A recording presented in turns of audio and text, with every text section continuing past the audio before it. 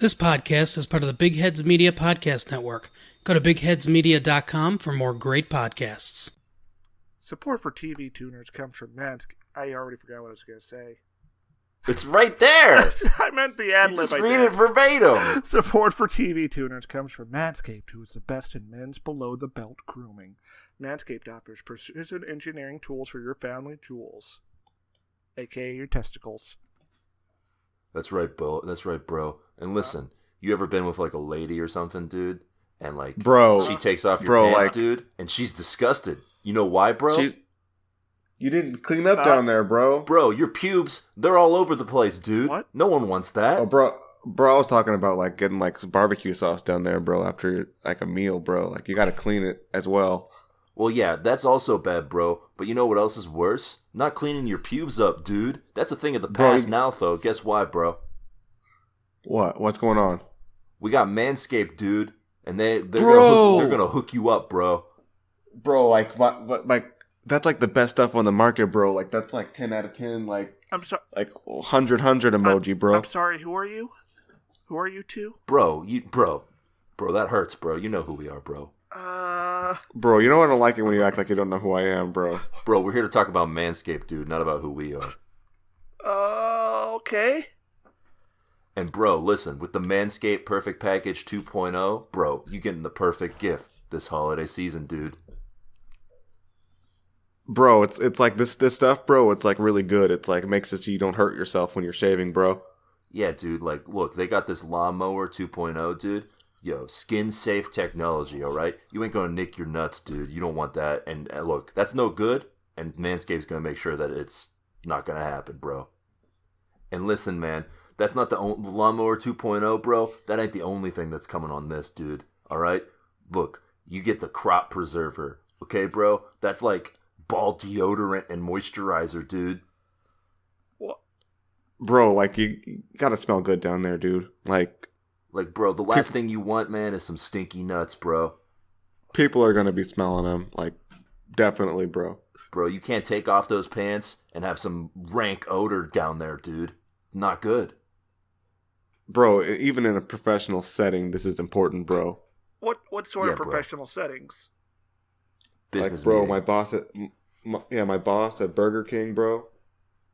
I was in there flipping the burgers, dude, and he came in there and he put his head down there. He was like, "Bro, it smells, dude." Why did he put his head down there? He said, "We can't be having that, bro." What are you talking about, dude? Bro, that's not normal, bro. Well, I mean, bro, that's normal. Were you wearing pants? Bro, that's No, bro. Why would he be wearing pants in there, dude? Fry cooks don't wear pants, bro. Well, what if you get grease on your balls? That's what the apron's for, dude. Oh, okay. Jeez, bro, it's like you've never been a fry cook, dude. I haven't. Well, we got a lot to show you, bro. And Manscaped's got a lot to show you, dude. Listen, the Perfect Package 2.0, that's not the only good thing you can get here, dude. They got boxer briefs, bro. Bro, listen. These boxer briefs, dude, they're anti-chafing. And the last thing you want after you're done shaving is some chafing, bro. Bro, you know what it's like to chafe, bro? It's like the worst, dude. It's like you regret your entire life up to that point, bro. So listen, bro. Get yourself Manscaped Perfect Package 2.0, bro. Get it for yourself, get it for your dad, get it for your bro. Alright, and you can get 20% off and free shipping with the code BIGHEADS at manscaped.com, bro. Your balls, dude, listen to this, dude. Your balls, they're gonna thank you. Bro, this is not a metaphor. This is literal, bro. I think this is a metaphor. No, bro, your balls are literally gonna say thank you. I don't think there's like a Quattro situation going on. Bro, if your balls don't say thank you, dude, you're not doing Manscaped right, dog. Bro, if your balls never talk to you, dude. They have yours? Bro, all the time, dude. What do they... Bro, it sounds like you don't have happy nuts. Sounds like you need Manscaped, What do they bro. tell you? Bro, they say thank you. They say no thank you. They say thanks. Wait, when do they say no thank you? When I talk about not shaving them, bro. Well, I guess that makes sense. Anyway, bro, get 20% off and free shipping with the code BIGHEADS at manscaped.com. That's 20% off with free shipping at manscaped.com, bro. And use the code BIGHEADS. Yeah. Clean up your nuts and make Santa proud this year, dude. I'm gonna go take a break in the silent alarm booth.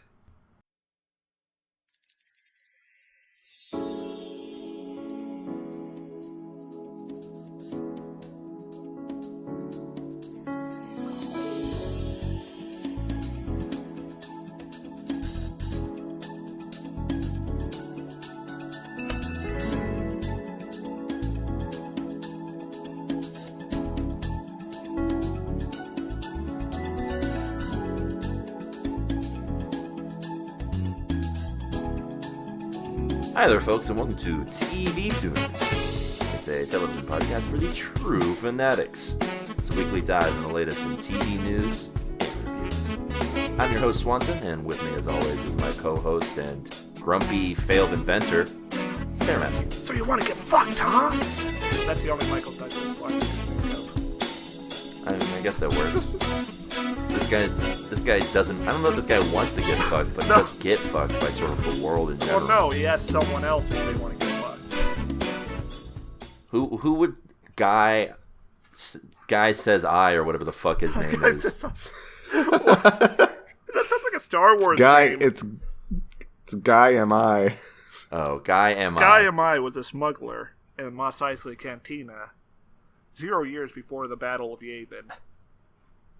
Yeah, who would he want to fuck other than probably this mom? Oh no. The mom.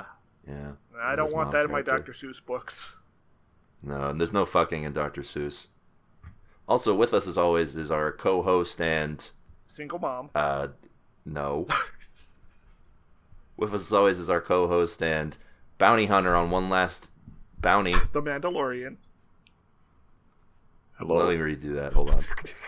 With us as always is our co-host and one of the bad guys, Kiorein. Which bad guy? One of them. Okay. That's good. You're just one of them. You're probably the one with the hat. Yeah, I'm the gonna one with commit that some Mandalorian crimes. helmet. Oh. He's not a bad Is the guy. Mandalorian a bad guy? Oh, not the a good guy. Mandalorian He's the is guy. not the bad guy. But there are Mandalorians who are bad guys. Yeah, like Boba Fett. And Django Unleashed, Fett. So I got one thing to talk about today, and And that's it. you guys seem to be kind of ignoring the fact that two doppelgangers of me and Swanson just walked out of the Well, I building. triggered the silent alarm. I mean, I didn't think anything of it. It wouldn't be the first time it's happened. I mean, usually something bad happens when doppelgangers show up, right?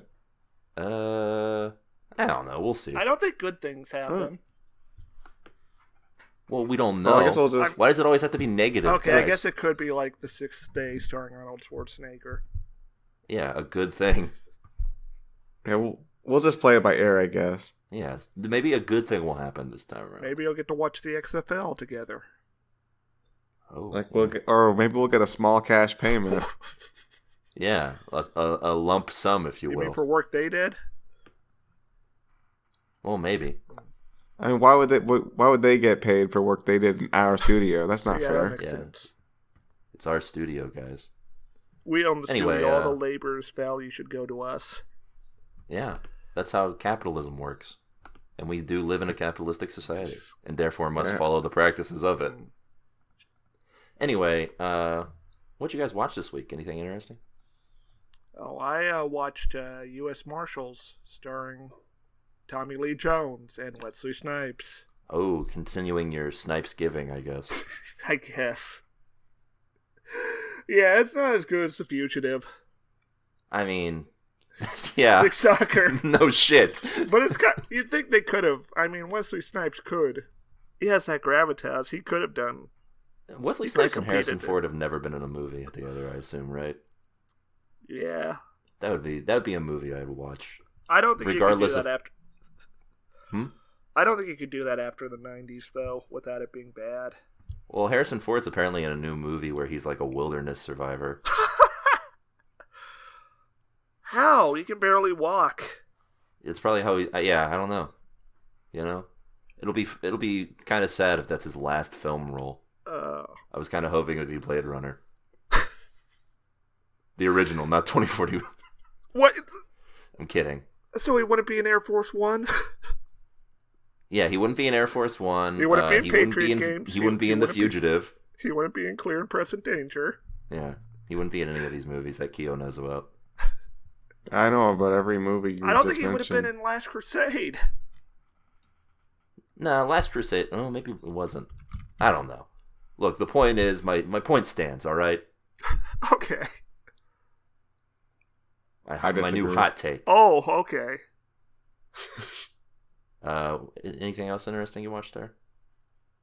Oh, I watched Danger Close, The Battle for Long Tan, an Australian Vietnam War film. The Australians love Vietnam. Yeah, it's like they're Vietnam to them. Yeah. The war that people didn't want to go to? Yes.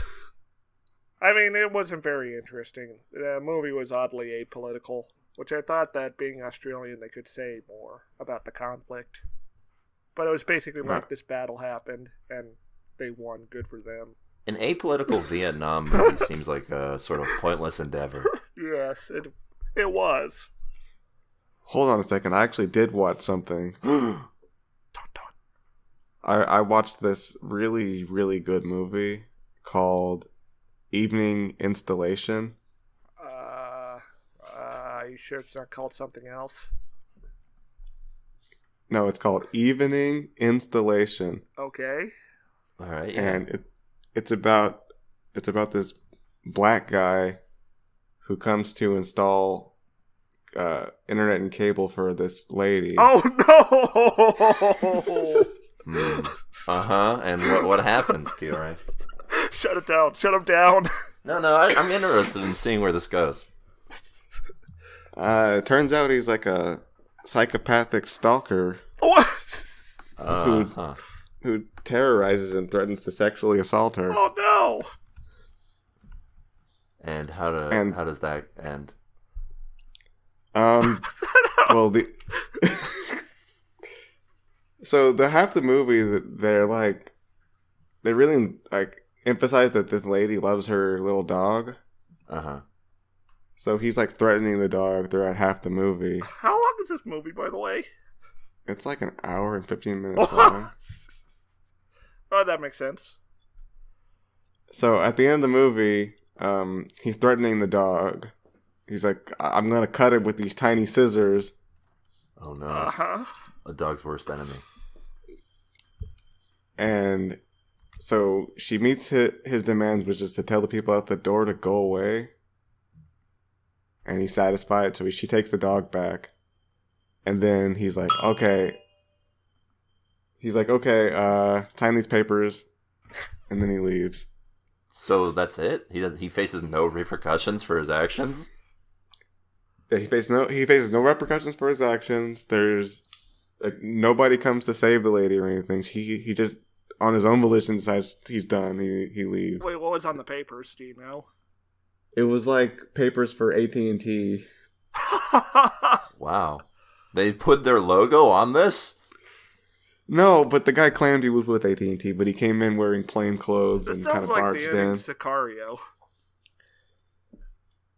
Also, the movie was the guy was played by Benicio del Toro. I don't know who that is. The guy from Sicario. No, it was played by the guy from Sorry to Bother You. No, it was played by the kid from Ned's Declassified School Survival Guide. Oh no! What? All grown up? Yeah, all grown up. Somehow I always knew he'd be a horror villain. So wait, they don't do anything else in this hour and 15-minute film? It's just like a tense standoff for an hour and 15. It's like the film Standoff. It's like him overacting and acting crazy and antagonizing this lady. Oh, it's like that one episode where he wore the shirt, where he wore like the winter coat. And he got real sweaty, but only now he's threatening to murder someone. Well, he never threatens to murder anybody but the dog. He just makes the woman like try on different clothes. Wait. Yeah, I wasn't sure if this movie was pornography or not when I started watching it. I thought it was pornography. I thought that was. Yeah, I was kind of hoping. Thought you were making this all up Why would I make this up? for laughs. Yeah, a film called Evening Installation is clearly a thing. And he's credited as installation guy. They don't even give him a name. How did you come across this? I was talking with a business associate of mine who was very suddenly fascinated with this actor. And we discovered that the latest thing he starred in was this. And so you watched it. You did the right thing. And also, if you didn't catch it, when I said this movie was very good, I actually meant that it was very bad. I mean, it sounds like it was very bad. All right, Keo, I'm sorry I'm sorry to say this to you, but I did not believe that you weren't making this up, and so I did look it up, and it is an actual thing. I also just looked it up, and I see the poster. And apparently, the lady who is the one being terrorized by Ned's declassified guy, is also the writer and director of this film. Yeah, and she has a very thick Russian accent.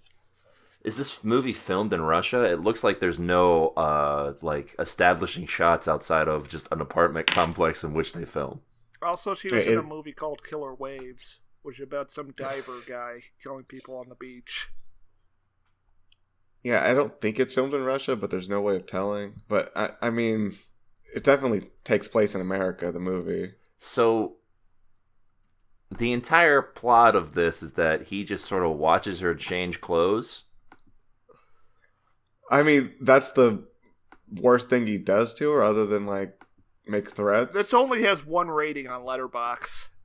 And to be clear, there is no, nudity or anything in this film. There is a shot of a woman's breasts, but it's not the actor. It's like she walks in on a changing room or something. Oh. And it's shown for 1 second. Okay. The only other thing they show is she's in a bathtub with extremely high piled bubble bath, so you don't see anything. Can I found a IMDb review if you want to hear this. Okay. It's titled "The Most Hateable Villain of All Time." But there's no A and able in the able part of hateable, so it's hateable. Everything about this movie is horrible. The script, the camera work, the audio, the editing, the acting, etc. Except for the performance of the male lead. He is so much better than the movie he's in. If he was going for a hateable D-bag, this guy deserves an Oscar. I can promise you there has never been and never will be a fictional character you wish you could punch more than him. And he manages to accomplish that while being pretty funny half the time. Would you agree with that, Keo? I would say that his acting it's basically like if you took the overacting he did from Ned's Declassified and just kind of stuck it in here, and he's a villain now. Really talk to the audience like Ned did in Ned's Declassified. That would be good. No. But he might as well have the amount of monologuing he did to this lady. All right. Well, now that we've spent 10 minutes talking about this, I'll just give a short little... I watched episode 2 of The Mandalorian, and you know what? Connie might not be wrong. Fuck him. Connie might not be wrong. You know? No, come on. It might be the best Star Wars thing. No! Come on. You're blinded by your anger at The Last Jedi. I'm not mad at The Last Jedi. I liked it. Oh, well, you're wrong. It was bad. Well, I don't like Star Wars in general, so I find this very easy to believe. I mean, it's very, very good. It's totally possible that the next 6 episodes are all trash garbage, but it's very fun, and I enjoy it very much. Is it better than Empire? No. No! But it's better than everything else, probably. It's not the best Star Wars thing if there's a thing that's better than it. Nah, it's probably better than everything else.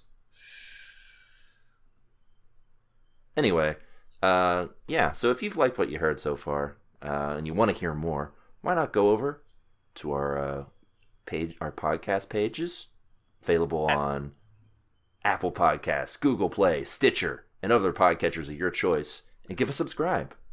And maybe a 5-star review if you're feeling frisky. You can also follow us on Twitter if you want to get at us that way. You can find us on there at TV Tuners. Or use the hashtag TV Tuners, and we'll give a glance at what you're saying. And if you have any comments, concerns, foresights, or otherwise, you can send us an email at tvtunerspodcast@gmail.com. Hey, that's my gag. Not anymore, bitch. That's a gag? What's that email, Keo? Yeah, we have an email. It's tvtuner at someone'sdoingconstructionoutside.com. That's right. Do you want to read the email too, Stairmaster? Yeah, sure. All right, go ahead. You have access to the email account, so I assume you know what email I'm about to read. Dear Swanson, what do you do with your hair? It's so luxurious. Oh, well, thank you for asking, Rando. I wash it. Wow. Yeah, what do you wash it with? Just water? Yeah, nothing else. What a short email. Do you have anything else you'd like to read, Swanson? Yes, I have an email here that's titled Falling into the Time Hole. Oh, no. Dear TV Tuners, the pod gate to the early aughts is rapidly closing, and your Stairmaster only has time to grab one radio smash single hit before you pull him out via the time rope attached around his waist. Should he grab Rollin' by Limp Bizkit, or She Fucking Hates Me by whoever made that one? Remember, only one will survive the temporal vortex and survive in the modern times. Choose wisely. Thanks. Andrew, Eastern Canada. Yeah, Rollin' is timeless. Well, She Fucking Hates Me is definitely dated by its era. It's true. You can't even say She Fucking Hates Me anymore. We don't even know who did it, so it's already clear. Going with Limp Bizkit on this one, for sure. Also, who did that song, by the way, is Puddle of Mud. Yeah, it's got to be Rollin' easily. Anyway, thanks for that email, Andrew. Give us a real dilemma next time. Yeah, jeez. Or at least remember the band. Make me pick a kill between Stair and Swanson, and give me the gun. Well, we know what that answer would be. Is you would take out your second, you would kill Stair, and then take out your second gun and kill me. Yeah, I mean, you're not wrong. Anyway. So I'm assuming it's like a Derringer, and that's why Keo can't just use the same gun to kill both of us. Mm-hmm. Well, there's only one bullet. I mean, the dilemma is that he's imposing rules on me that I must kill one of you. And he's also supplying the weapon. All right. Well, let's move on to the news, huh? Uh-oh. Oh.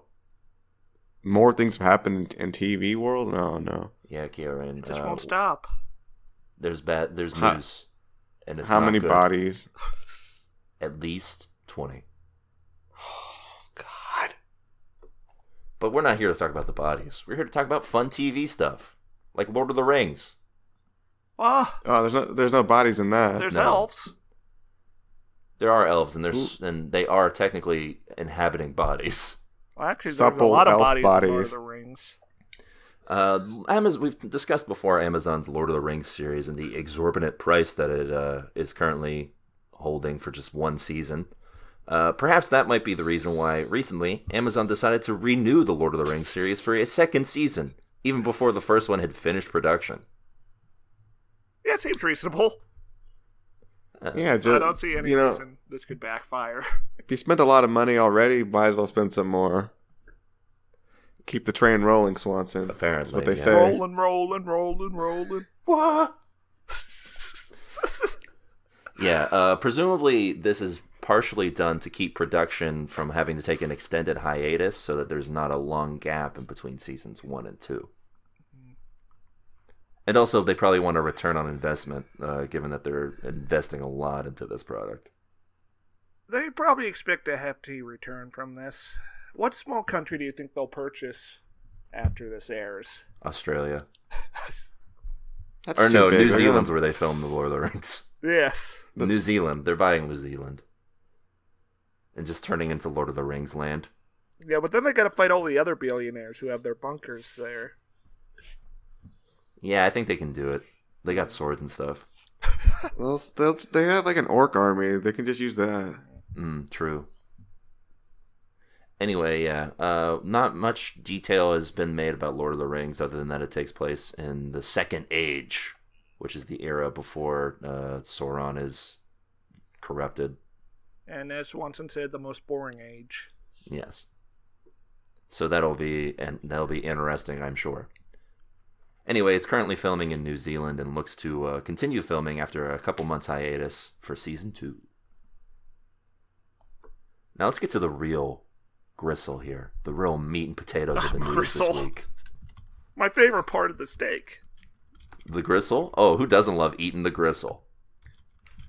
You can chew on that for hours and it's still satisfying. It's like a good piece of gum. I love when I swallow it and it gets lodged in my airway and I die. Yep, classic death. As Swanson and I both watched, both knowing the Heimlich maneuver, but are too scared to try it. Yeah, we don't want to Right, mess. scared. We don't want to mess it up. Anyway, we've talked a lot about Friends this year. That's because it's, of course, the 20th anniversary of the seminal 90s sitcom. And because we're friends.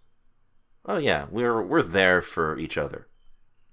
Yeah, I look out for you. Yeah, when the rain starts to pour. Morning's here. Yep. That's a different song. Naturally, with 25th anniversary underway and almost over, we only have like a short month and a half left of this of the Friends anniversary. There's a prop auction about to be underway, just in time for the holiday season.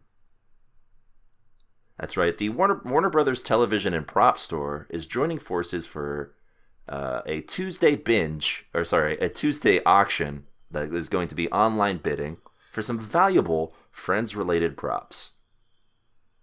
Oh, what does this inventory include?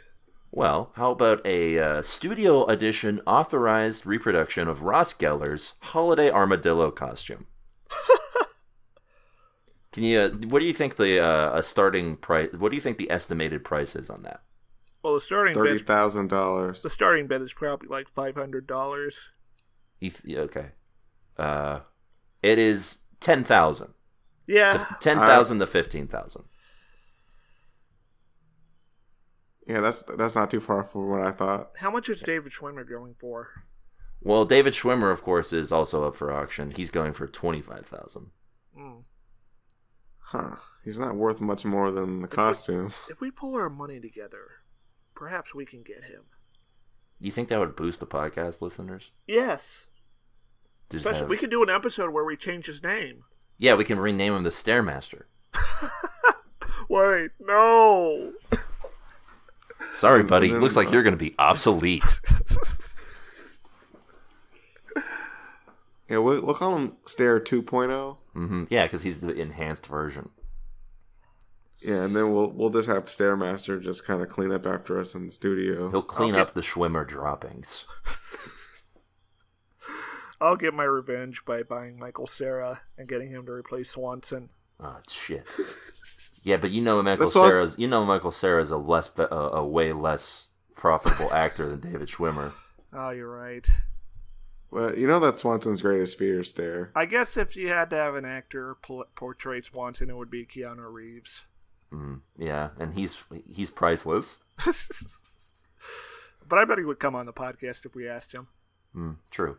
There's also other things up for auction. Studio edition authorized reproduction of Central Perk Orange Couch. Wow. This somehow costs less than the armadillo costume. So wait, how much does it cost compared to the couch from The Wire? I don't know how much that one costs. Oh. Are they selling Phoebe's sword on this auction? Yeah, that's on there too. Other things that are included on here. Joey and Chandler's wood canoe with 2 paddles. And Ross's underpants. Mm-hmm. Rachel's Hawaiian print dress. Oh. A studio edition authorized reproduction of the Door picture frame. And of course, that these are reproductions, not just the actual props they have. And a master replica of Darth Vader's lightsaber prop. Yeah, from that classic episode where Darth Vader showed up. It's called the one where Darth Vader shows up. There's also an authorized reproduction of the turkey with sunglasses, fez, and stand. Oh man, I would buy that. Even if you didn't know what it was? Well, I mean, you just said what it was. No, I know, but I mean what it's from. History? No, I mean even if you didn't know what it was from. Yeah. Yes. Especially if we didn't know what it was from. I think that'd make it more appealing, not knowing the backstory. Is it like some sort of colonialism thing? What? No, it's a joke from the show. What are you talking about? Friends, of course, has a history with colonialism. That's why there's only white people. Well... Anyway, all the proceeds to this go to the Trevor Project, which is an actual good thing. Anyway, and finally, I saved the best for last. Mm-hmm. Our boy! He's back! Recently, AMC dropped a teaser for Season 5 of Better Call Saul. I thought we were still on the auction. No, I clearly transitioned. I guess we won't be buying Bob Odenkirk. Oh, no, he's another priceless artifact. At least until the show's over. So yeah, the show is coming back in February of 2020. That's only a few months away. Finally. That's right. February 23rd, the show will premiere with a second episode debuting that Monday. And then it'll run for the next 8 weeks. Anyway. There'll be a different episode each week? Yeah, it's almost like it's a TV show. And to get in on this, AMC also released a batch of images from the upcoming show. None of them I would say are particularly thrilling, but we'll see. Kiorein, we haven't done this in a while. I'm going to present these images to you, and I want you to describe them to the audience for us. Okay. All right. Do I use proper nouns? Yeah, sure. Okay, here is the first one.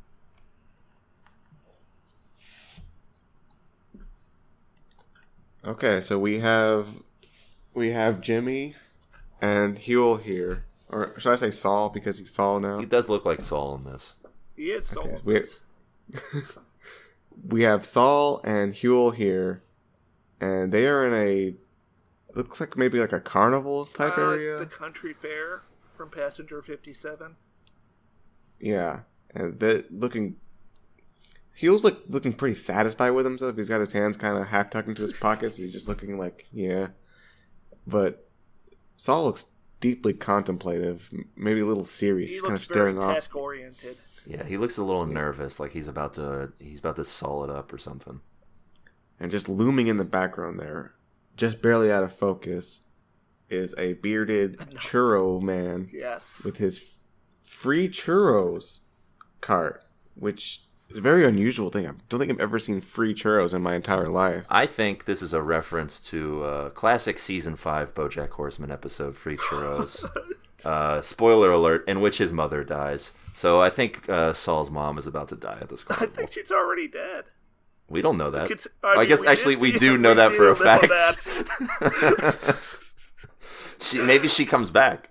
Oh, maybe this is a flashback. So what I'm guessing is off screen, Frieza's there. Oh, it's Frieza churros. Oh my god, the Dragon Balls. To bring Saul's mom back. Yeah, that makes sense. And Frieza killed her again. Yeah. All right. And this is the moment where Saul sees it. Here is the next image I have for you.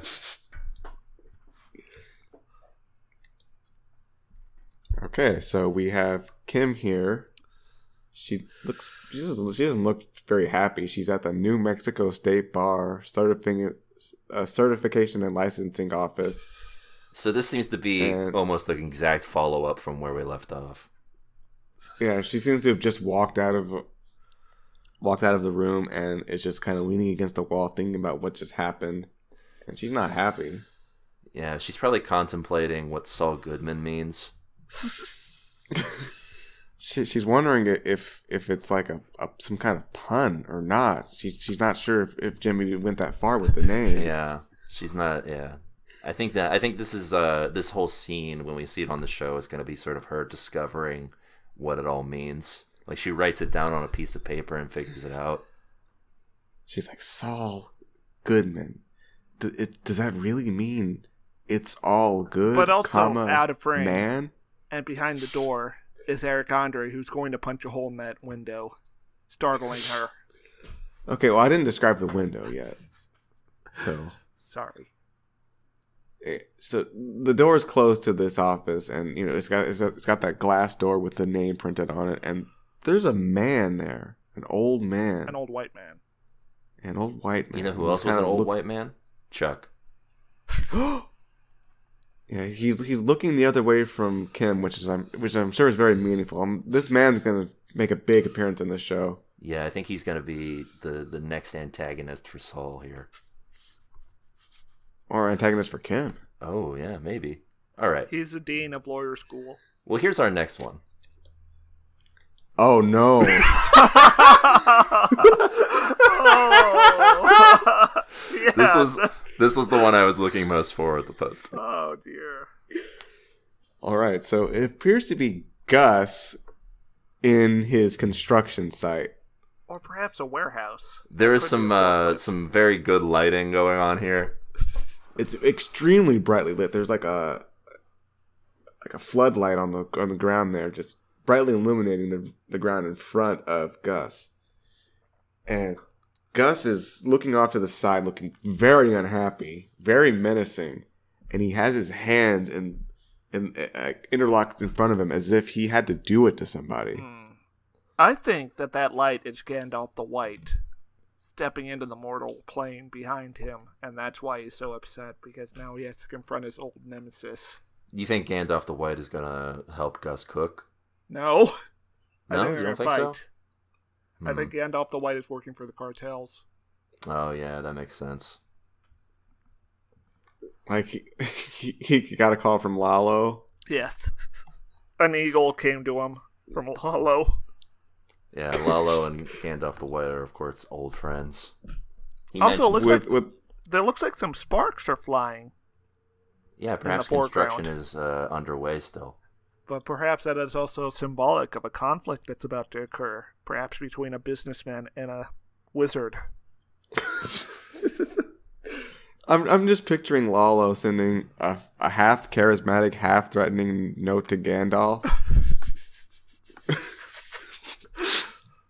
recruiting him to come join forces against Gus. And really, it's good because in Breaking Bad, you never see Gus fight a wizard. So really, we finally get that sort of... Yes, we've been waiting for so long. Mm-hmm. All right, here's the next one. Wait. Can Gus do magic? Yeah. Obviously, okay. Why else is the chicken so good? Huh. All right, this you said this is the last one? No, this is... I have one more after this. Okay. Oh, good, because anyway, it's a terrible one to go out on. We have Saul here, and he's in court. The judge is in the background. We're going to talk about her first. She looks impressed. She's like, ooh. Yeah, I think whatever he's saying is impressive. Mm-hmm. All right, so I have a theory here, Keo. Keep explaining. Uh-huh. I'll explain it. Yeah, keep explaining. Saul is looking towards either the audience or the man who's in the foreground here. I believe it's the prosecution. Yeah. So he looks like he's just giving me like this look like, yeah, I just went there I'm and dropping I stinker. Straight church, yo. He's just like, you just got completely and utterly wrecked. Okay, so what I think he's who he's talking to right now, the guy who is like looking at Saul, is the guy from the Kim photo. Oh. and the new antagonist of the season. He antagonizes both Kim and Saul. Yeah, and in an effort to make good with Kim after becoming Saul, I think he takes him to court. Okay, here's what I think. Notice that the judge lady is sitting under an emblem, and on that emblem it says 1912. And 1912, of course, is the year that the famous film Birth of a Nation was released. Oh, yeah. I think Saul is giving an impassioned speech about the need to abolish the prison state. And that's going to be his arc going forward in this season. Oh, you don't think he's going to give an impassioned speech about white nationalism? No. Well, I like your theory better than the white nationalism part, but not as much as my original theory. All right, I have one last one, and it is actually probably my favorite of the photos available. Do you think there's any white nationalists in the cast? No. Sure hope not. Uh-oh. It's our boy! It's our boy. So... This dude looks like he just broke a boy. It's Mike Ehrmantraut, played by Jonathan Banks. Mm-hmm. I guess you can take this one stare, I guess. Oh, okay. He's standing around the corner of this hallway. In the background, two people are speaking, presumably a police officer and some lady. This might be a hospital. No, I think or it this might is be a courtroom. This is the place he works at, isn't it? Doesn't he have a? That might be a security officer. This is definitely like a police station or something. There's a photocopier in the corner of the shot, so it could be an office or it could be a court place. Well, they have a poster there that says "Don't drink and drive." VWI can cause. So that could be. So it is a police station. The forklift drivers. Oh yeah, when you drive a forklift, you're also not supposed to drink and drive. It's true. I feel like they remind you of that less than with cars. Anyways, Mike is holding a cup of coffee, but he doesn't look very pleased. Also, his blue shirt patterns well with the blue behind him. Mm-hmm. Which I think suggests that he's going to have to fight the Predator. Yeah, it's true. You know, Breaking Bad and Better Call Saul use color a lot to suggest and foreshadow things, and blue has always meant Predator. Wait. Yeah, well, the importance of fooling the Predator's senses by blending into your surroundings. Mm-hmm. Was it a little too subtle how they included the Predator in Breaking Bad? Because I think a lot of people missed it. Oh, you mean that last shot of Jesse driving away and then it cuts to heat vision of his car? Yeah, people were interpreting that as like maybe the cops were nearby watching with night vision goggles or something, but come on. Well, as El Camino establishes, though, the Predator is lurking the entire time. But doesn't actually do anything? Oh, he does blow up Robert Redford with his It didn't matter, though. Who is not in that movie? You're thinking of Robert Forrester. Sorry. Maybe they shouldn't have both been named Robert. Well, one of them's dead, so I figured maybe we should not get his name wrong.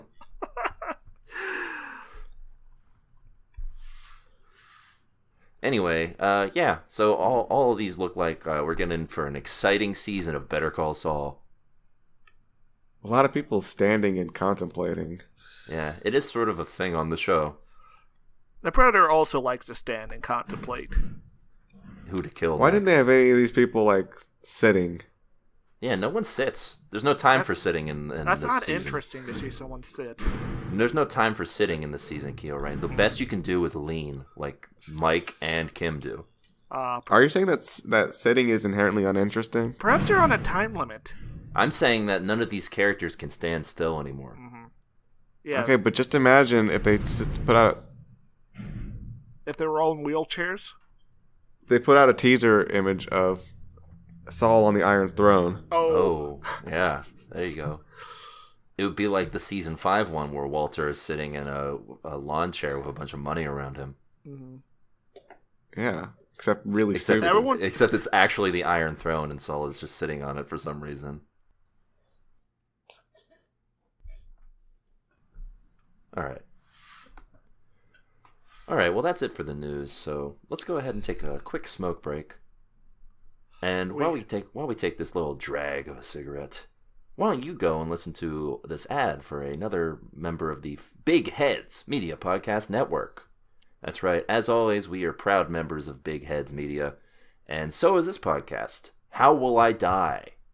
The podcast is a improvisational comedy podcast focusing on the various ways people have died, with the host examining ways that he also could possibly die, similar to how they have.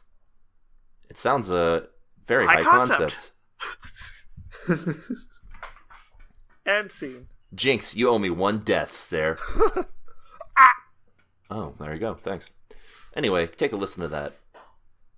Did you know that a man once jumped into a bulletproof window so much that he busted it out of the frame and fell to his death? I do. Hey, I'm Nicholas Howe, and I made an improvised comedy storytelling podcast about this death and many others. Using a multiverse of me's as the catalyst, I explore the various ways people have died. I also have special guests on and freak them out about how dangerous the world is. Did you know lakes can explode? You do now. Listen to the How Will I Die podcast on iTunes or wherever you get your podcasts, and follow us on Twitter at HWIDIEPOD. So yes, you can enjoy How Will I Die, as well as other various podcasts on bigheadsmedia.com or wherever your podcasts are sold.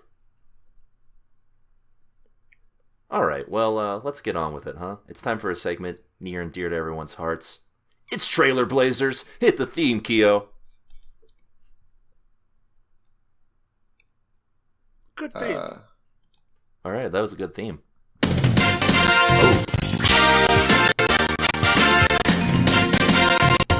Now we have to edit that out. You took too long. Sorry. You kind of jumped out of nowhere with the segment. That's not my fault. That's not my problem. The segment's always here, Kiorein. Yeah, I wasn't ready. Lurking, watching you like the Predator. And speaking of the like Predator, that at all. That's right. This week we watched Amazon's new Nazi hunting TV show, Hunters. There's not much to this. Al Pacino talks for a long time. We see people doing other things. Than a trailer. Yeah, he talks for a long time. It doesn't say much. Yeah, he sort of just gives a lot of vague symbolism. We see other people. They're doing things that are like also vaguely symbolic. It's like there's Nazis around, I guess. Yeah, we gotta get them. And then the last like 30 seconds, it suddenly becomes like an Unusual Suspects sort of deal. Where the camera pans around to reveal the rest of the cast. Yes, and then, yeah. Can I say that the casting for the guy in the center is very? This guy looks like a dweeb. Maybe he's supposed to be like the Hunter's version of Huey from The Boys.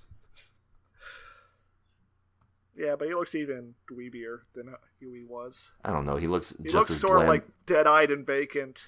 He looks just as blandly white as Huey does. So yeah. Everyone else, Everyone else looks cool. Everyone's like, And then we get a couple. Like, huh? We get a bunch of quick scenes of murder. Well, presumed murder. Al Pacino literally stabs someone and then slits their throat. We don't see any blood, but he does actually. Yeah, but it's a Nazi, so he could be surgically enhanced to survive such wounds. Yeah. You think this show is cyber Nazis? Perhaps. If there is, if I watch this show and there isn't a Nazi with a machine gun on their chest, I'm going to sue. Who are you gonna sue? Amazon. Germany. Yeah, I'm suing Germany for damages. Anyway, yeah. What if this show was about people figuring out who on the internet is the Nazi? Oh, well, that would be a much less gripping show. That'd be more relevant to our times, though. It'd be a lot easier to figure out, I think. It would be titled "Show Me the Receipts." the season finale, they go after Richard Spencer. I don't think they would have to go very hard. Well, yeah, none of them would have to go very hard. That's the thing. I mean, some of them would take you upwards of like half an hour to figure out for sure if they're a Nazi or not. Yeah. We scanned his Twitter. He's a Nazi. Yeah, and they have the power to ban them from the internet permanently. Yeah. Jack is quaking in his boots. Yeah, better show, I think. Mm-hmm. Yeah, clearly it's all building up to a final confrontation between Al Pacino and Jack on Twitter. So you finally found me, Al. Well, I'm just assuming Al Pacino's name is also Al in this. Yes. Wait, this is a reality TV show, I thought. You thought they were actually hunting down Nazis and murdering them? I mean, in our show, yes. In our show. No. This is still a fictional show. Oh, it is based off real historical events. Mm-hmm. Well, the idea for a show is definitely too good to be true. Yes. Yeah. So, like, what would Jack do during this conversation? Would he have a gun or what? No, he would just have a bunch of TVs behind him. Yeah. This has all played out before, and we've become increasingly efficient at it. And it's just a bunch of Al Pacinos with different reactions on the screens. You see, our algorithms have gone through every permutation of what could have happened. And none of the results are your success. Need someone to cancel, otherwise they will not believe it's reality. The algorithm states that it must be true. Yeah, and Al Pacino just wakes up in his bed in a cold sweat. It was all a dream.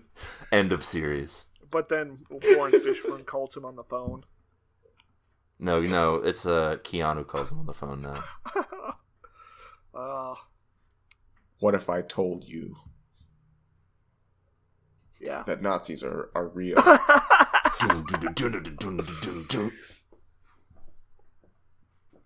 Come with it That's now.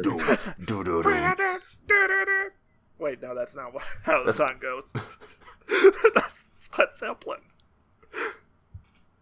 No, yeah, it's a classic Led Zeppelin Rage Against the Machine mashup. Anyway, yeah, there's not much to it, but it looks like there's killing. Which is what your show needs. Well, yeah, if there's no Killing murder on your in the show, name what's of. the point? Whenever I watch a show that has like 0 kills on it, I'm just like, whatever. I say That's why I hard hated pass. Chernobyl. Because Because nobody died until episode 3. Yeah, you had to wait so long for people to die. Like, now I gotta watch them decompose. I thought people died in episode 1. No, they didn't die. No, nobody died during the time span episode 1 took place. Actually, technically, someone did die. 'cause Oh the yeah, moment someone did get crushed when the reactor exploded. Yeah. And his So, yeah, body's there still was there death. to this day. But he doesn't even get revealed until episode 5, so He did die, though, technically. yes. You can definitely tell people died when the reactor started blowing up. No, only one guy got killed by the explosion. The next couple deaths didn't happen until like 24 hours after. Yeah, they all didn't die until One much, of those much guys later. who got sent to investigate the Okay. abyss. You knew people were fully doomed once that started exploding. Okay, I'm sorry, Keo.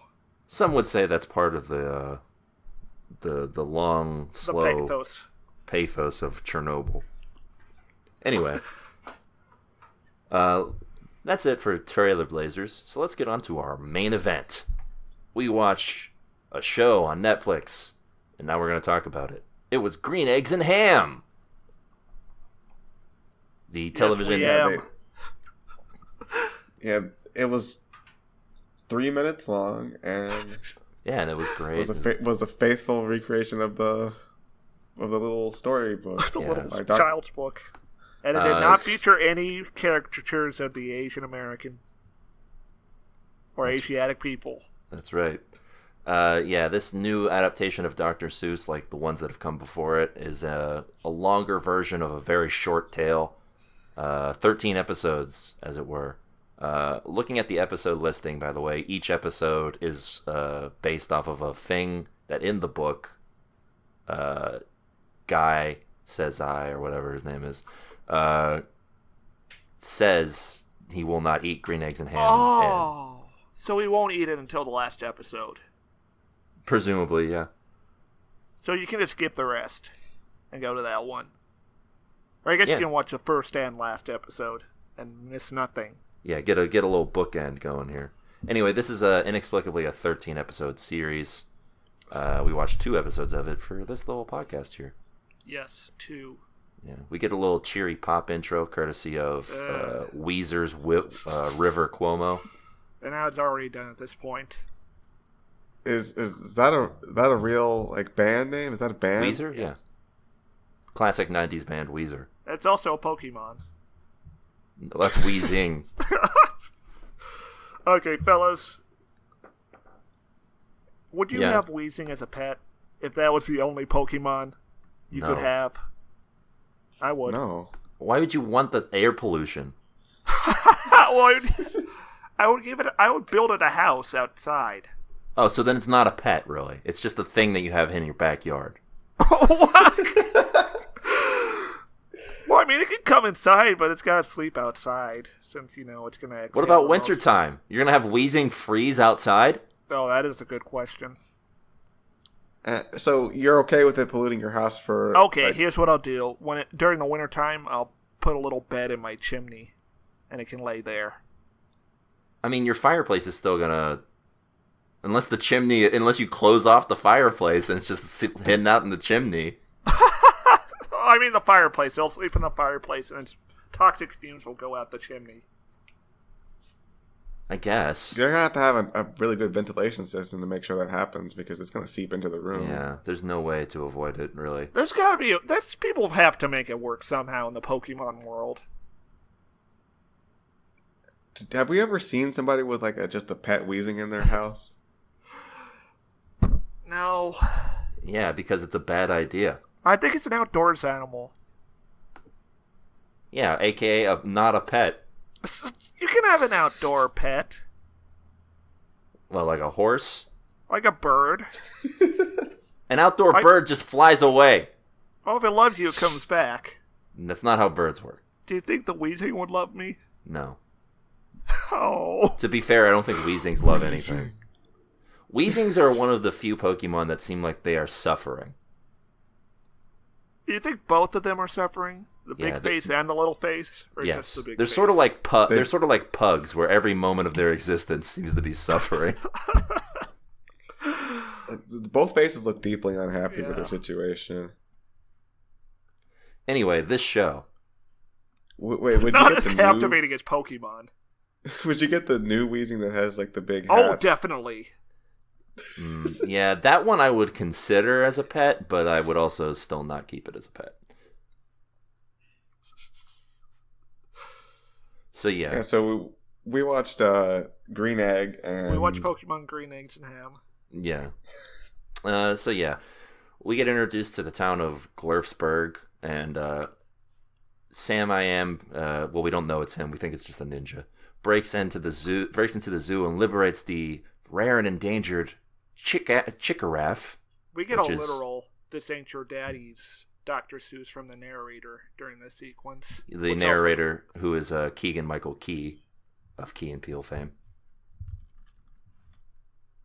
What a guy! Yeah, he's there narrating, and he saves this animal, and then we get introduced to our focus character, Guy I, who is played by Michael Douglas, inexplicably. And so he's stuck in traffic, and there's a sweltering heat wave, and he just snaps. Mm-hmm. Yeah, and he starts shooting people up. Mm-hmm. And I guess that's what they meant by "It's not your daddy's Dr. Seuss." I found it very odd when he shot the ceiling of that McDonald's with the news. I was really shocked by the gratuitous violence they had in this. Yeah, it was very wild. Very graphically animated gore. Yeah, it's weird the stuff. only real criticism I have, though, is that he kept firing the gun without ever once reloading it. Which... Yeah. Well, it's Dr. Seuss tech. So Guy M.I. is an inventor who is going to present his invention to win a ticket to Meepville, which is apparently the haven of inventions. Isn't that the place from The Grinch? Sure. No, that's Whoville. Okay, so we talked about Star Wars names last week, and now we're dealing with Dr. Seuss names. Which Star Wars are they interchangeable? No. You can't have. You can tell what a Dr. Seuss name is. So you couldn't have a guy named Greedo in a Dr. Seuss novel. Okay, that is the one exception. You could not have a guy named Jabba the Hutt. Who was the guy who sold death sticks? They don't say his name in this movie, so. But you're saying you also couldn't have a Glunts, which is the name of one of the characters on this one in Star Wars. Yeah, you could definitely have that in Star Wars, but would you have a Bluefish in Star Wars? Yeah. Yes. There's always a blue fish. Snurs is also a Star Wars name. No, that is a Dr. Seuss name and not a Star Wars Snurs? You're telling me if you met a guy whose name was like Abacus Snurs, you wouldn't say that's a Star Wars name? Well, you put a first name on it. Abacus? That's just a thing. Yeah, it's just like a lot of Star Wars stuff. There's also a character who we don't meet yet, but apparently shows up later called Mr. Big Man. Oh, Mr. Big Head. Mr. Big Man. Well, you know what they say about big men. Big head? Yes. Oh. So yeah, guy is going around having a good old time. The world of Dr. Seuss seems like an annoying place to live. Yes. Like the show is annoying. He has to. Well, I wouldn't. Okay, sure. I guess you don't. I guess if you don't like fun or whimsy, sure. But now I just want to put this out here. Stair is basically Guy. Yes. Stair is. I am prolific actor Michael Douglas. Well, no, but you are just sort of the embodiment of Guy am I. A miserable slog of a person who just sort of hates... Who's also a very picky eater. Yeah, who just hates everything that... You eat oatmeal mush there? Not anymore. Oh, yeah, but you wouldn't eat green eggs and ham. No, I would not. Not like his portrayed in this. It's true. Green eggs and ham in this looks gross in this. And they didn't even cut it into slices. It's just a slab of meat. Yeah, let's slice off a piece of that green ham. That's what the waitress should be doing, not me. The diner lady. Wow. I can't believe that's how you think the people should work. Stairmaster. Stair, you're right, do you think they're beneath you, Stair? You're a class trader. I guess you wouldn't tip them if they gave you a whole hunk of meat like that, huh? I would be. Yeah, I wouldn't. Yeah. Cancelled. Anyway, the main thing that made me think of this is that he goes on the elevator and he has to stop for like a 1/4 floor and like a 1/6 floor. Yes, you know, it's paradox. Yeah.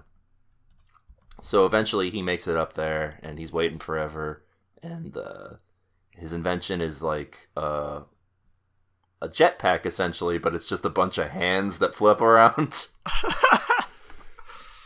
I listen. I'm from the Federation of Scientific Inventor Machines and Engineering Machines, and I'm going to tell you that this is not physically possible. Just for everybody to know on the podcast, we don't put out misinformation. But if you have a bunch of hands, it's not going to fly. Yeah, look, and it doesn't fly. Well, it does fly briefly. It does fly. It literally does fly briefly, and then it explodes. The only problem is it explodes. Yeah, which is. I think probably means it's pretty close to having it working. Then I mean, most flying machines explode if something goes wrong. Yeah, like no one gets mad. Sure, no one gets mad when Elon Musk makes a car that explodes, but suddenly, Guy am I over here has to face the consequences. Yeah, I would have just been impressed with it. Like it flew. Wow, we can use this to blow up other countries. Yeah. Apparently, the Dr. Seuss world does not work like that, because in the real world, everyone would have just said, this is a good weapon of war. We can use it to disrupt the traditional flight markets. But, so he does not get his ticket to the Meatville Invention Exchange, or whatever the fuck's going on over there. So he goes to a diner to ease his troubles, and he runs into Sam I Am. They have something of a SpongeBob Squidward dynamic going on in this. Yes, this is like diluted SpongeBob. Yeah, sort of. Sam is the typical cheery children's character who, as an adult, you sort of have a distaste for. Would you say he's diluted? No, I'm saying the show SpongeBob? is. Oh, okay. Because the character himself is like, it's like a 1-to-1. Kind of putting. Yeah. If Squidward was voiced by Michael Douglas. He's kind of putting this cheery thing to like an 11, though. It's true, and unlike SpongeBob, there is a hint that this guy is actually deeply sad, so there's never really a hint of that in SpongeBob. Except when he is on the face deeply sad. Well, yeah, but he's never, like, hiding his sadness behind his obsessively, or his compulsive happiness. Yeah, SpongeBob is more emotionally healthy than Sam I Am, yeah. He's a good role model for the kids. Unlike Sam I Am, who is hiding his insecurities behind a fake mask. Anyway, so yeah, he tries to get him to order the green eggs and ham instead of his oatmeal mush, but he doesn't want green eggs and ham. He won't eat them, Sam I Am. Yeah, they kind of strangely fade in between directly quoting the book and just dialogue that they wrote. Yeah, which is blasphemy. Sure. So yeah, we cut away and we get introduced to the bad guys. Two sort of bounty hunter-esque characters who are tracking down the Chikorfi on the I guess they're working for Snurs, right? Yes. Who is the Mr. Snurs, the Trump-esque businessman we get here? Like, his hair is on purpose, right? Mm. His hair looks like Donald Trump's hair. Yes. It's on purpose. Satire. It's on purpose. Like, we got his ass. Got him, Mr. Trump. You are canceled. Crystal. What if like at the impeachment hearings they don't actually impeach him, they just cancel him? Like yeah. And he looks deeply saddened either way. Yeah. He's like, he has like a look of self-reflection for the first time in his life after being canceled. Yeah, I could see Hello? it. Yes, we're reflecting. We thought about what you were thinking. Anyway, so yeah, the two bad guys we get are Glunts and McWinkle. McWinkle is voiced by Jeffrey Wright, who you guys might remember from Westworld. He was Anthony Hopkins' assistant / robot. What's the name of the principal in Ferris Bueller? No.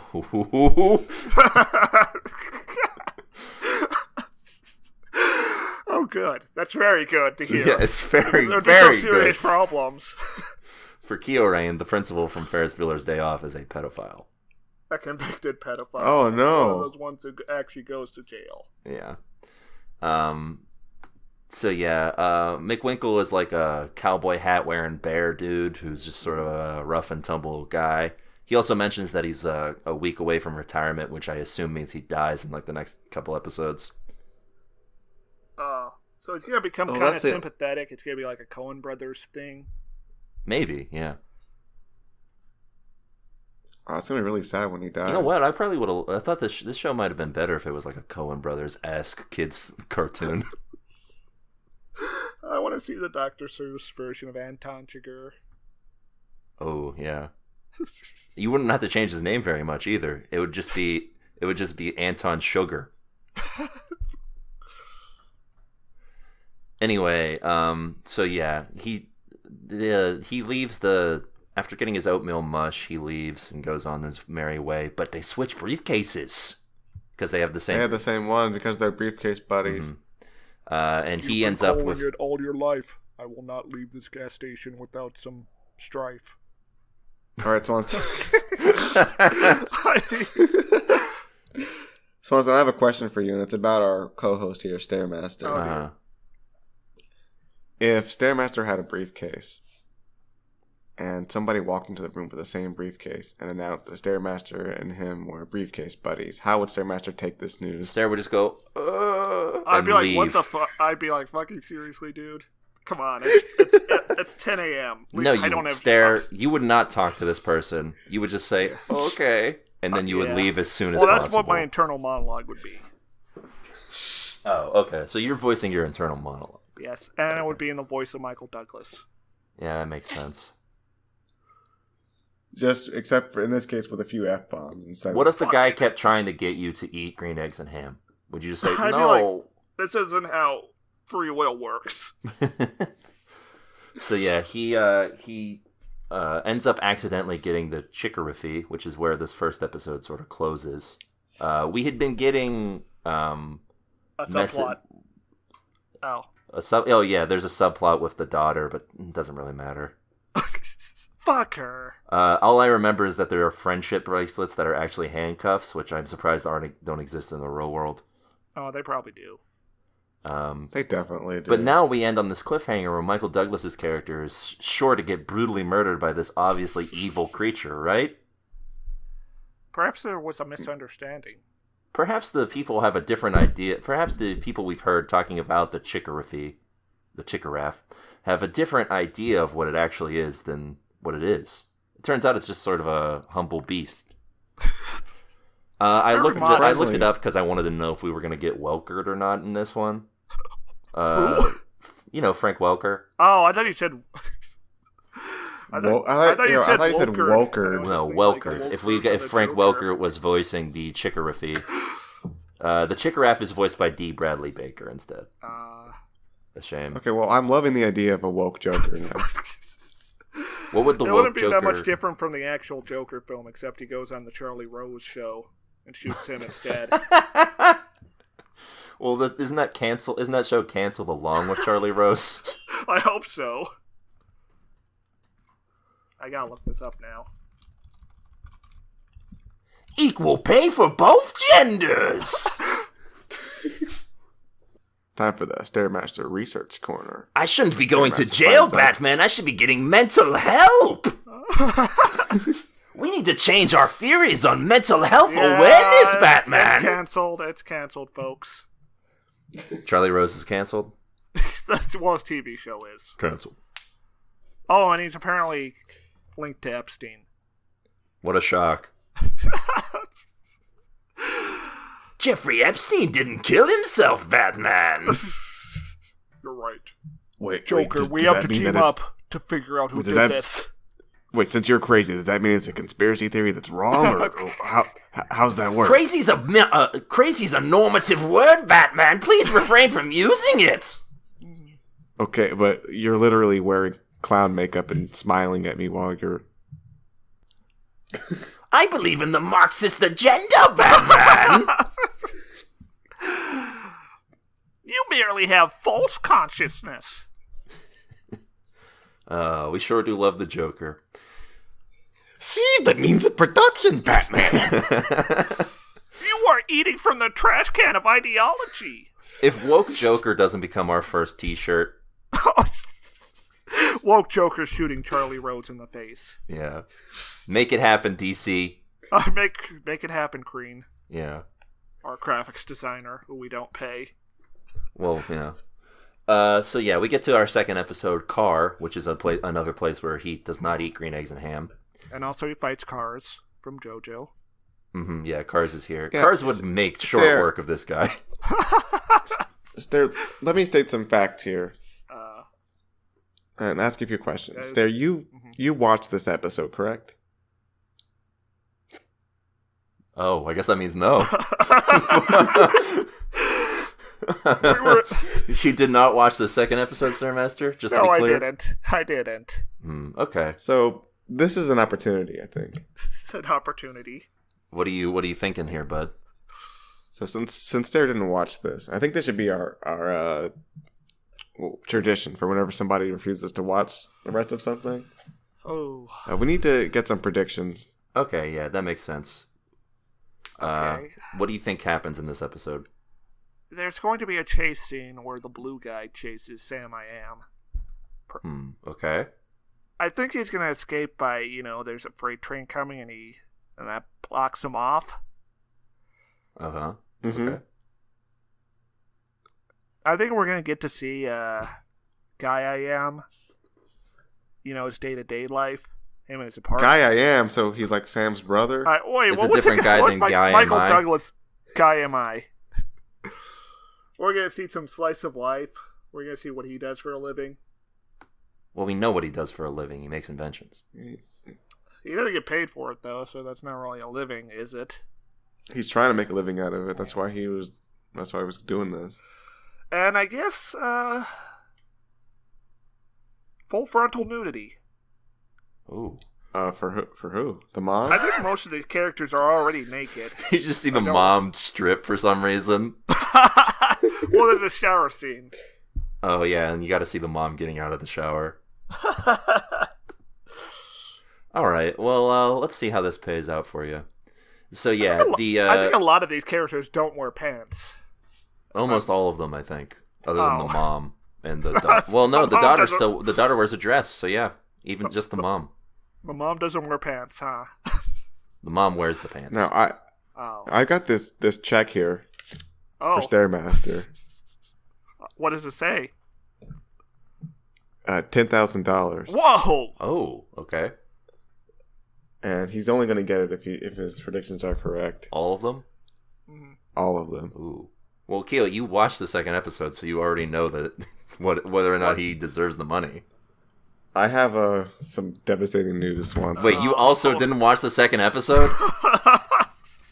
I told both of you to watch 2 episodes. Yeah, we know. No, I did watch it, Swanson. You don't remember anything in the second episode? I hit my head. And I have amnesia that only covers the second episode of this show. Alright, well, I'll make this quick then. The Chikoraf destroys Guy's motel room, so he has to try and get it back to Sam. When he goes to confront Sam and switch back briefcases, he meets the bad guys. The bad guys think he's the one who stole the Chikoraf and not Sam. Sam. So they brutally beat him. They seem to somehow figure out that you can put the Chikoraf. You keep saying it differently every time you say it, Swanson. I think it's Chikoraf. Chikoraf. Jimmy Eco. Because it's supposed to be it's supposed to be a giraffe and a chicken. Okay, Chikoraf. They seem to figure out that you can just stuff it into a briefcase. Yeah, they figured that part out real quick, apparently. Because I guess in this world, the physics in this world, that's just an obvious fact of life. Well, it seems like it's just a squishy animal. Unlike a giraffe or a chicken. I guess chickens are kind of squishy.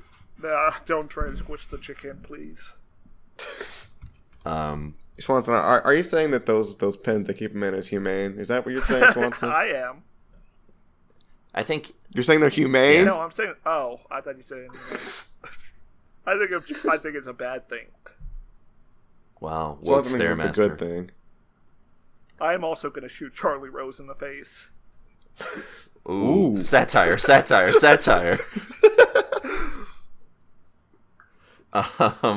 So yeah, he one thing I appreciate here is a little detail that I'm sure both of you missed. Well, I know Stairmaster missed it. There's signs on Sam's lawn that instead of saying like no loitering or keep out, it says like come in or loitering, please loiter. Yeah.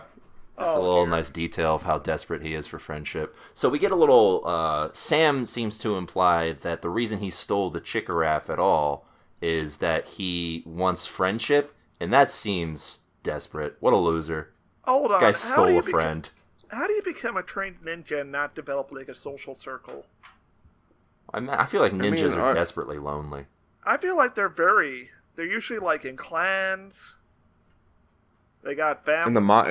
I think in the modern era. What, you think they're all alienated by capitalism? Well, yeah, There's wouldn't a you be? gig economy. Yeah, if anything, ninjas have become part of the gig economy. Oh, you hate to see it. Yeah, you hate to see it. So anyway, I'm pretty sure like a ninja dojo is just going to be full of like outcasts. All the old assassin families are being outcompeted by the people on the apps. Yeah, that makes sense. So, eventually they have to... Sam runs off the bad guys in his car and gets Guy to join him in. He runs them over. Well, he almost does. It's like that episode it's like that scene in Breaking Bad where Walt saves Jesse. It would have been great if it was like that, actually. But he does open the door and says, get in, like that, so... No, he says run. Oh, yeah. Well, no, he has him get in instead. So he says it like the Terminator. Yeah, he says, come with me if you want to live. And apparently Guy says, he passed the seat invitingly. Yeah. So they get in there. They're crossing the desert. Eventually, they are, actually. They get in there, and they're heading to Meatville for some reason. I think Sam says he's an animal liberator, which may be a lie. probably a lie. You think he had a fake badge made up for that? Yeah, because he has a badge that says he's an animal liberator, and I think it might be a lie, but I don't know. Who knows?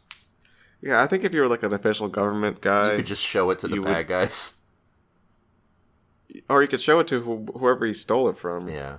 The main thing is that the bad guy Snurs wants the animal, obviously, as we see in the first episode, but he's buying it illegally from the zoo or something like that.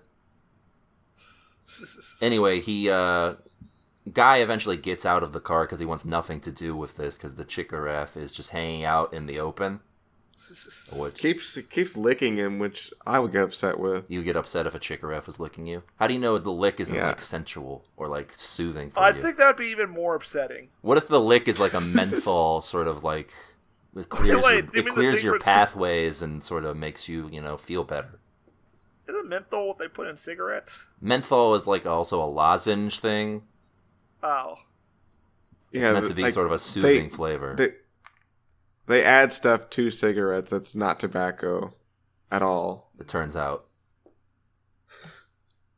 Yeah, I think I would like cigarettes more if they put mints in it. Well, maybe you should try some menthols. Here's a pack, bud. Wow, this is so cool. I hope everyone's listening tries this at home. Here you go, Newport's one pack. Where'd you get these yard-long cigarettes from, Swanson?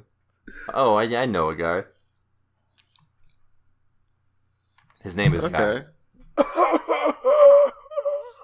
Smoke up, Johnny. They're great.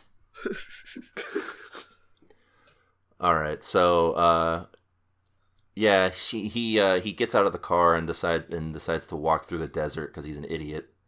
There's some padding here where he runs into the mom as they're on their way to meet Phil. She doesn't pay any attention to him because she's keeping her eyes on the road.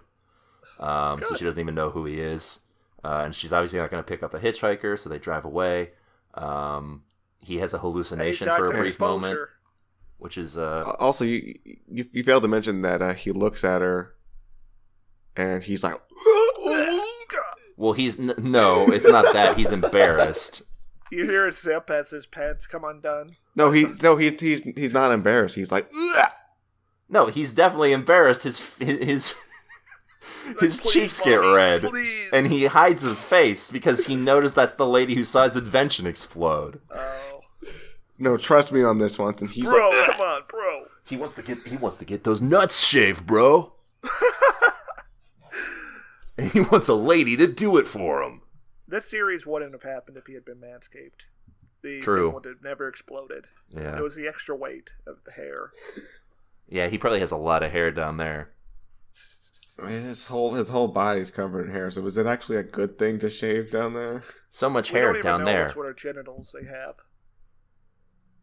Like just imagine if like your entire body was covered in hair, and you had one smooth part and it was down there.